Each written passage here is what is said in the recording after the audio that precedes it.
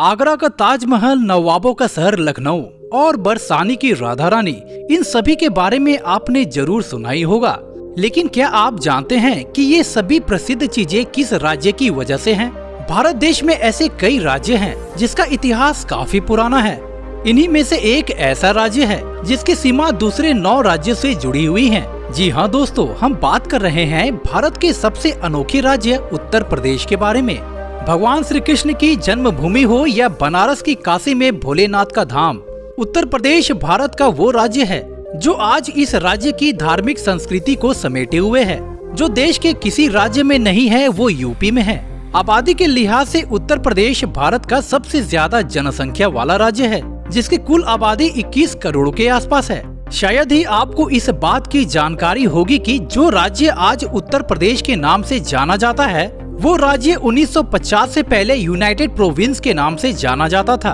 अगर हम एरिया की बात करें तो उत्तर प्रदेश कुल 2,43,286 वर्ग किलोमीटर में फैला हुआ है, जो क्षेत्रफल में पोर्चुगल का 3 गुना, आयरलैंड का 4 गुना, स्विट्जरलैंड का 7 गुना और इंग्लैंड से 2 गुना बड़ा है। अगर उत्तर प्रदेश एक देश होता तो दुनिया का 6ठा सबसे ज्यादा आबादी वाला देश होता। वैसे आपको बता दें, उत्तर प्रदेश की कुल आबादी का 72% लोग गांव में रहते हैं, तो वहीं 28% लोग शहर में बसते हैं। दोस्तों, यहाँ की राज्य भाषा हिंदी है। इसके अलावा 1989 में उर्दू को इस राज्य की अतिरिक्त भाषा के रूप में अपनाया गया।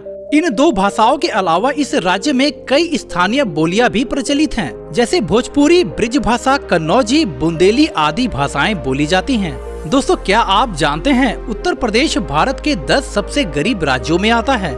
यहाँ की पूरी आबादी का लगभग 30% लोग गरीबी रेखा के नीचे निवास करते हैं। दुनिया का सबसे बड़ा मेला, जिसे हम महाकुंभ के नाम से जानते हैं, वो यूपी के इलाहाबाद में ही लगता है, जिसे पहले कभी प्रयागराज के नाम से भी जाना जाता था।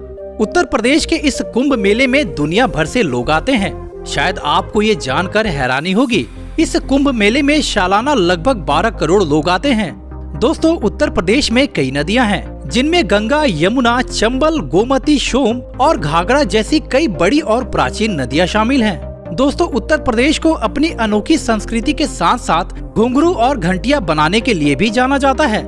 यहाँ की बनाई गई घंटियां स्विट्जरलैंड तक भेजी जाती हैं। यूपी में ऐसे कई गांव हैं जो फसलों का उत्पादन भारी मात्रा में करते हैं, लेकिन इस राज्य में गन्ने की खेती सबसे ज्यादा की जाती है। भारत के कुल गन्ना उत्पादन में आधा अकेले उत्तर प्रदेश ही करता है। इसी वजह से उत्तर प्रदेश को गन्ने का कटोरा के नाम से भी जाना जाता है।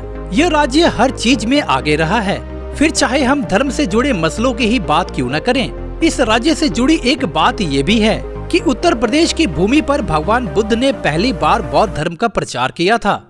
अपने धार्मिक स्थलों और अपनी संस्कृति के लिए पूरी दुनिया में प्रसिद्ध यूपी से जुड़ी एक रोचक तथ्य ये भी है कि ये राज्य सबसे ज्यादा बीड़ी और तंबाकू बनाने वाला राज्य है। इसका मतलब ये हुआ कि उत्तर प्रदेश भारत के उन राज्यों में शामिल है जहां सबसे अधिक तंबाकू और बीड़ी बनाई जाती है। यूपी का बनारस दुनिया का सबसे प्राचीन शहर है। कहा जाता है कि एक जमाने में यहाँ के लोग आपसी बातचीत भी शास्त्रों की भाषा में किया करते थे।